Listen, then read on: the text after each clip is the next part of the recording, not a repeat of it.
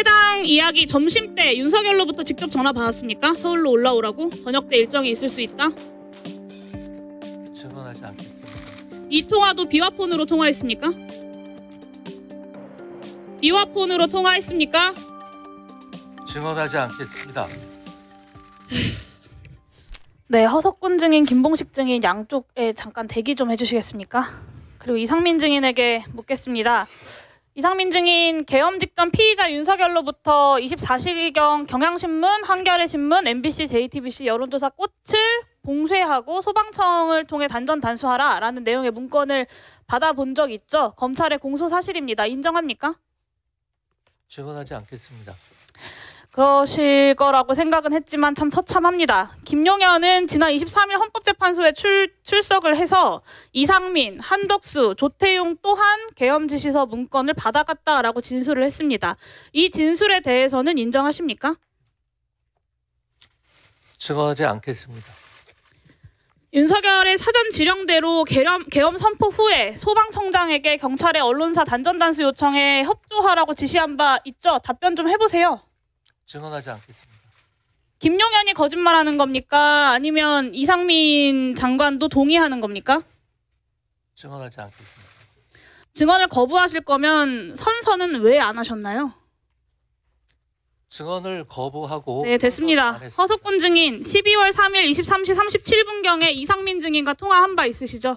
예, 통화한 바 있습니다. 네, 답변 자료가 다 있어서요. 간결하게 예, 아니오 답변을 해주시면 되겠습니다. 자료를 확인하는 거여가지고.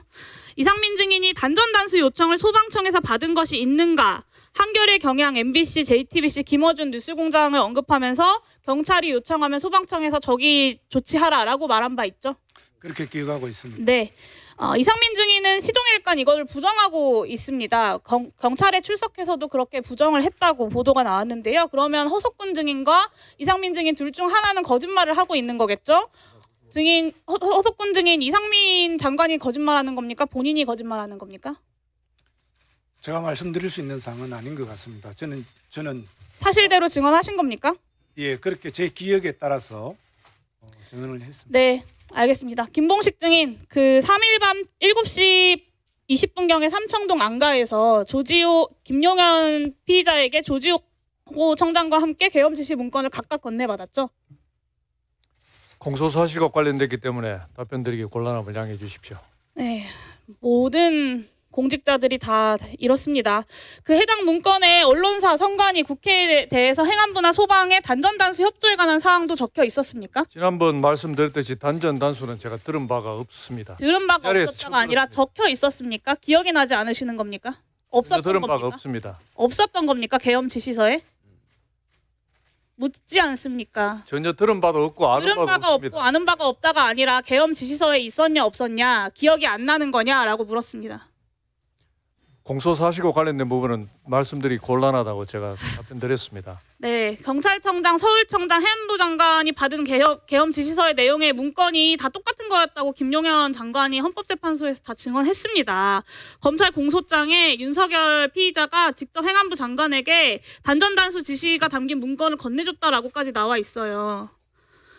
이상민 증인이 전화할 때 그 내용, 아까 그 내용 보면 단전 단수 소방에 벌써 요청했겠지, 이미 서로 다 아는 내용인 것처럼 소방에 재차 확인하는 내용까지 다 드러났습니다. 그래도 기억이 안 나십니까?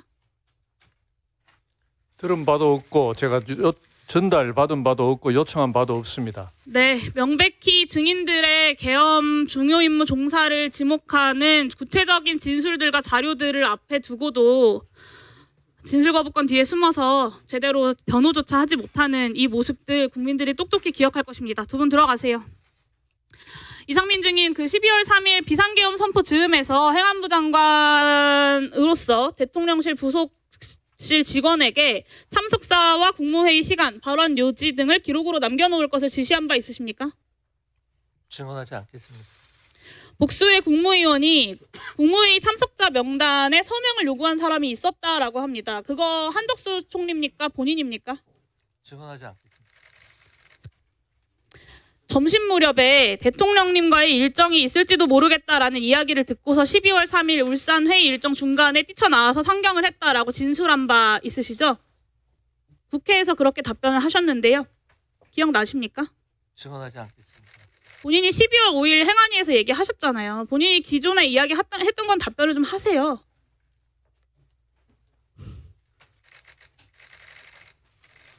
해당 이야기 점심 때 윤석열로부터 직접 전화 받았습니까? 서울로 올라오라고? 저녁 때 일정이 있을 수 있다? 증언하지 않겠습니다. 이 통화도 비화폰으로 통화했습니까? 비화폰으로 통화했습니까? 증언하지 않겠습니다. 네. 당시 8시에 피의자 윤석열이 개별 호출을 해서 밤 9시까지 대통령 집무실에 모였던 이른바 8시 멤버들, 윤석열, 김용한 포함해서 도착한 순서대로 박성재, 김영호, 이상민, 한덕수, 조태열, 조태용입니다. 여기까지 8명입니다. 이 자리에서 피의자 윤석열이 국무위원들 앞에서 22시 KBS 생방송이 이미 확정됐다라고 이야기한 바 있습니까? 증언하지 않겠습니다. 본인이 경찰 조사에서 다 진술한 내용 아닙니까? 그 자리에 한덕수 총리와 증인뿐만 아니라 이 8명이 함께 집무실에 있었던 그런 상황이었죠. 아예 답변을 안 하시기로, 말을 안 하시기로 마음 먹으신 겁니까? 증언하지 않겠다고 말씀을 드렸습니다. 조태열 장관이 이미 진술을 했습니다. 8명이 집무실에 모였고 비상계엄을 해야 한다면서 계엄 지시 문건을 배부를 했고, 그리고 이제 나가달라라고 해서 집무실과 연결된 대접견실로 자리를 옮깁니다. 그 이후에 총리가 다시 집무실로 들어가서 대통령을 설득한 후에야 한 사람씩 연락을 해서 1시간 후에야 국무위원 4명이 더 추가로 와서 11명을 채운 겁니다. 이거는 한덕수 총리의 경찰 진술과도 일치합니다. 이 윤석열이 8시 멤버를 소집을 할 때부터 대접견실로 옮기기까지 내란수계에게 국무회의는 계획에도 없었다는 얘기인데요.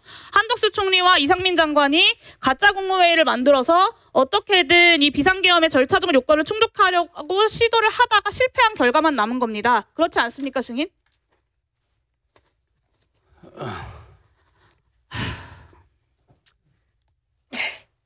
내란 중요임무 종사로 국회 침탈과 언론사 단전 단수를 시도한 것도 모자라서 국무위원들 부르고 회의록 갖추고 서명 요구까지